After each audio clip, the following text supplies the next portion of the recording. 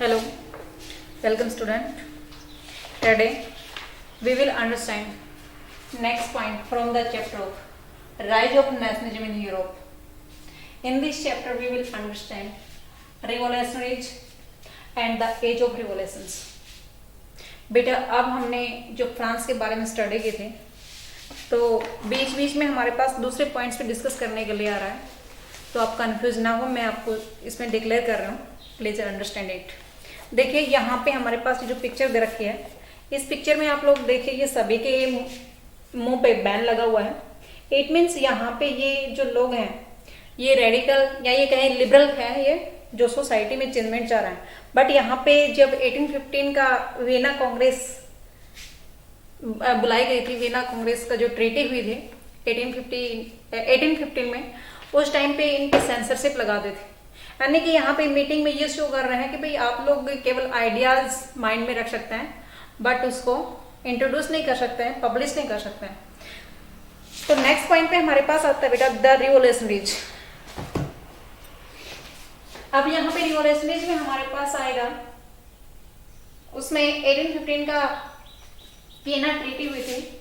उसके बाद में बहुत सारे जो रिवोल्यूशनरीज थे वो इस बात के लिए डरे हुए थे कि अगर वो डायरेक्ट इस सिस्टम को इम्पोज करते हैं, इट मीन्स चेंजमेंट करने के लिए प्रयास करते हैं, तो जो मोनार्किस्ट सिस्टम के सपोर्ट करने वाले कंजर्वेटिव लोग हैं वो उसको हरासमेंट करेंगे, इट मीन्स उसको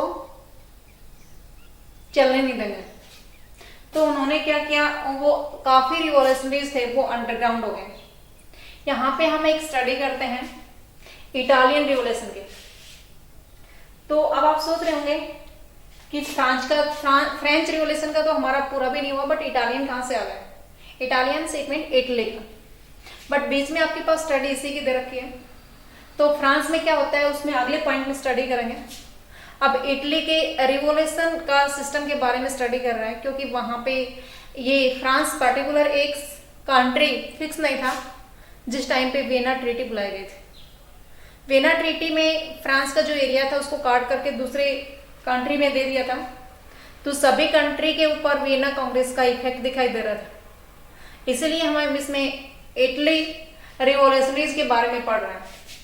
तो जो इटालियन रिवोल्यूशनरीज थे वो अंडरग्राउंड हो गए. अंडरग्राउंड जाकर के उन्होंने सीक्रेट सोसाइटी बनाई. इसमें सीक्रेट सोसाइटी बनाने के लिए हमारे पास इटालियन रिवोल्यूशनरीज का जिक्र आता है.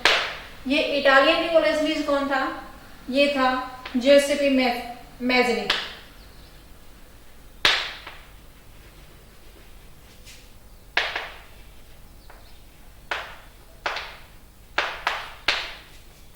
Giuseppe Mazzini was the revolutionary of Italy. They imposed two society. उन्होंने दो सोसाइटी इंपोज की. फर्स्ट यंग इटली और सेकंड यंग यूरोप.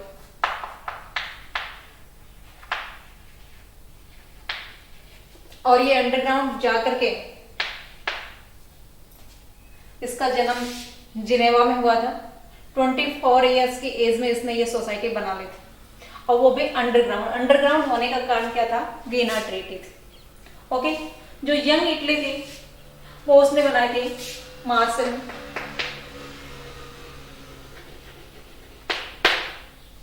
और जो यंग यूरोप था वो सोसाइटी बनाई थी उसने 12 में. वो बताता था कि इटली को हम पेचवर्क में नहीं रख सकते हैं. पेचवर्क में मतलब कि बाउंड करके नहीं रख सकते हैं, किसी भी बाउंडेशन में इसको कैद करके नहीं रख सकते हैं. इसलिए Giuseppe Mazzini wanted to free Italy country. आजाद चाहता था वो. आजादी करने के लिए उसने प्रयास किया, और इसके प्रयासों से ऐसे ही रिवॉल्यूशन कई कंट्रीज में हुए, like Germany, France, Poland, Switzerland etcetera. यहां पे जो मैटरनिक हम पहले बात कर चुके हैं, जो ऑस्ट्रेलिया का चांसलर था, इसने डिस्क्राइब किया that's Giuseppe Mazzini is the most dangerous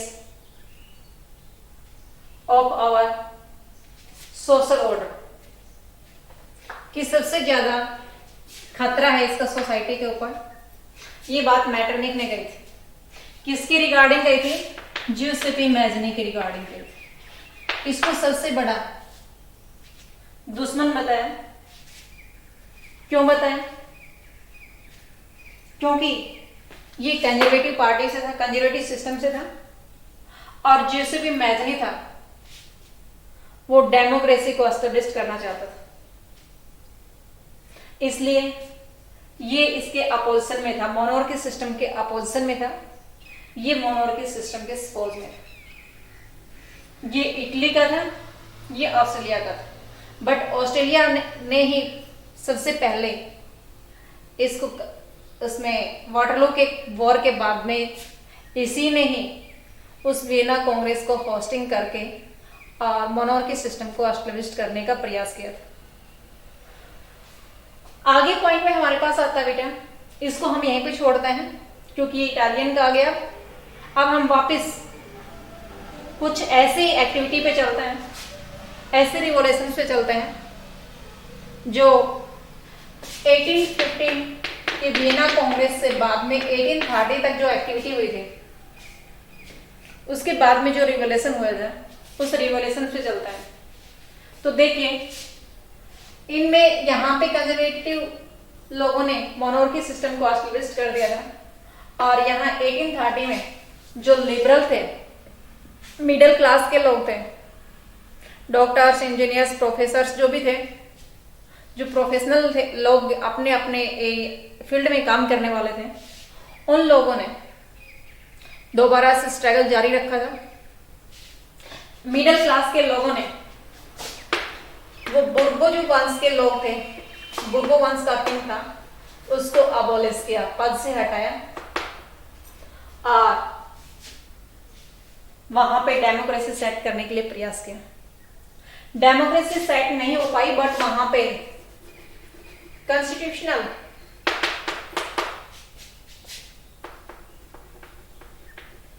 monarchy system set हो गया, और उसका जो हेड बनाया गया वो लुई फिलिप्स को बनाया।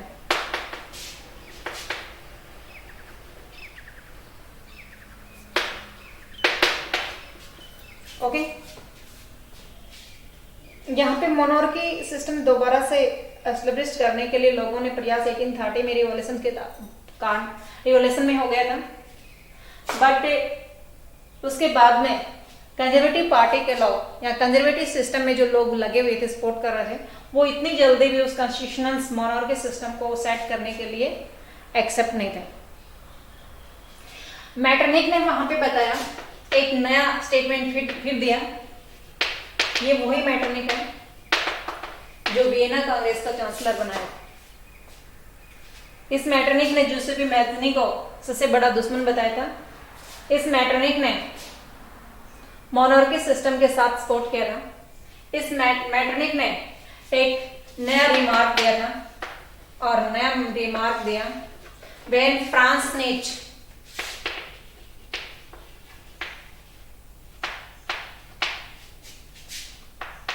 then rest of Europe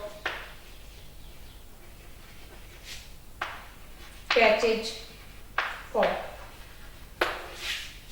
ये जो वाक्य था, ये मैटरनिक का था, यानी कि जब फ्रांस छींकता है तो पूरे यूरोप को सर्दी जुकाम हो जाते हैं।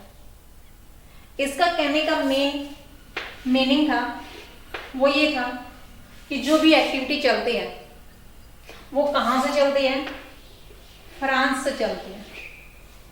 इट मीन्स हमें जब छींक आते हैं तो हमें ये फील होता है कि अब थोड़ी देर बाद में हमें जुकाम हो जाएगी या हम बीमार की तरफ आगे बढ़ रहे हैं। तो यहाँ पे ये कहने का इसका केवल और केवल मेन टारगेट यही था कि सारी एक्टिविटी की शुरुआत कहाँ से होती है, फ्रांस से होती है।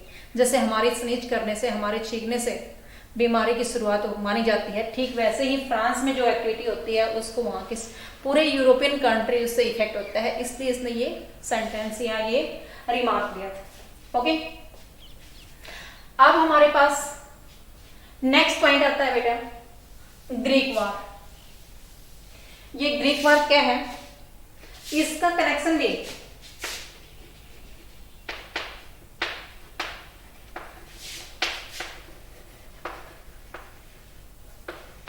Greek war of independence.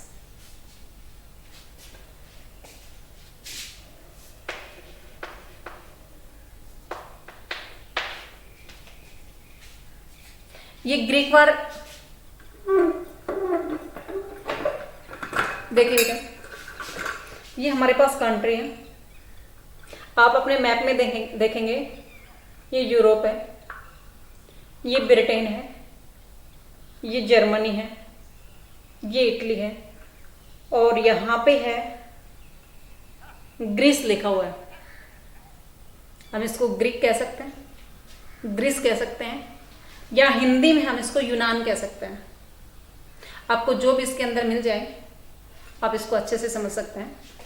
तो ये जो ग्रीक है, यहाँ पे आप देखेंगे यूरोपियन कंट्री का और यूरोपियन कॉन्टिनेंट्स का, यूरोप कॉन्टिनेंट्स और एशियन कॉन्टिनेंट्स का दोनों का यहाँ पे ट्रेड सेंटर हुआ करता था, जो आपकी बुक में नहीं है बट मैं आपको एक्सप्लेन कर रहा हूँ। ये मिडल पॉइंट है जिनका, उधर से यूरोप कंट्री के लोग और यहाँ से एशिया कंट्री के लोगों का सेंटर हुआ करता था। तो वहां पे सिविलाइजेशन सबसे पहले आया था, यानी कि सभी प्रकार की जो कन्वर्सेशनल होता था, लोगों की जो आपसे बातचीत होती थी, उसमें सभी कल्चर का समावेश था उसके अंदर। सभी कल्चर के मर्ज होने के बाद वहां पे एक नया कल्चर लोगों के माइंड में आता था, नया आइडियाज आते थे। इनोवेशन आइडियाज आने से वहां पे सिविलाइजेशन का सबसे पहले शुरुआत मानी जाती है। तो जो ग्रीस एरिया था, this area was captured by the Ottoman Empire. Ottoman Empire एक एंशिएंट टाइम का मुस्लिम साम्राज्य हुआ है जो इस ग्रीक के ऊपर राज करता था। और ऑटोमन एम्पायर को हटाने के लिए बहुत सारे लोगों ने, लाइक पोइट्स, आर्टिस्ट, इन सभी लोगों ने सपोर्ट किया और लंबे टाइम के स्ट्रगल के बाद में ये ग्रीक इंडिपेंडेंट हुआ। इसमें पोइट्स और आर्टिशियन ने ये ग्रीक को cradle of European civilisation,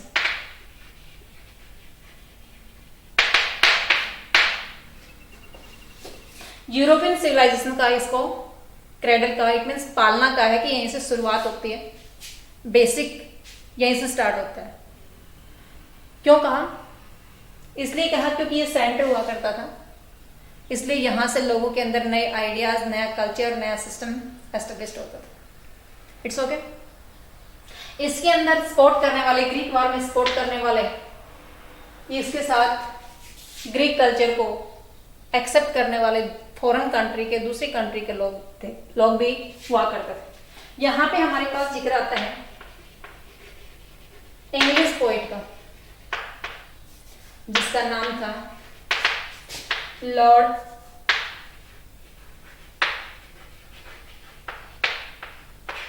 wild. इसने ग्रीक वार में अपना काफी टाइम इन्वेस्टमेंट किया और 1824 में फीवर से इसकी डेथ हो गई। बट 1832 1832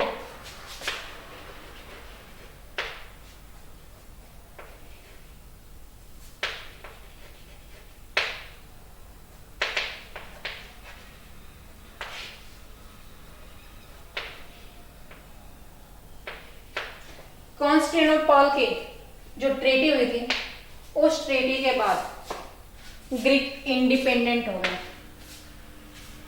और यहां से जब ये इंडिपेंडेंट हो गया तो इस वार से दूसरे लोगों को काफी इंस्पिरेशन मिली। दूसरी कंट्री के लोगों ने भी अपने आप को फ्री करने के लिए स्ट्रगल शुरू कर दिया।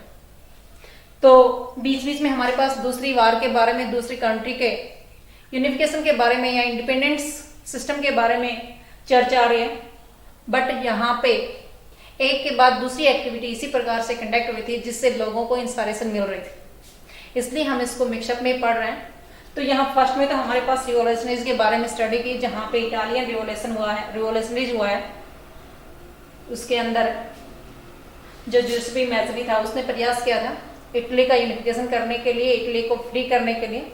वहां पे दूसरी रिवॉल्यूशनरीज हुए हैं। उसके अंदर 1830 में लोगों ने प्रयास किया मोनार्की सिस्टम को अबोलिश करके कॉन्स्टिट्यूशनल मोनार्की सिस्टम लेके आए, और उसी टाइम पे ग्रीक वार भी स्टार्ट हो गया था, जिसके बाद लोगों ने उस युद्ध के बाद इंस्पिरेशन लेकर के अपने देश को आज़ाद करने के लिए, अपने देश को यूनिफिकेशन में लाने के लिए, नेशनलिज्म को सपोर्ट करते हुए आगे बढ़ने के लिए प्रयास किया। It's okay.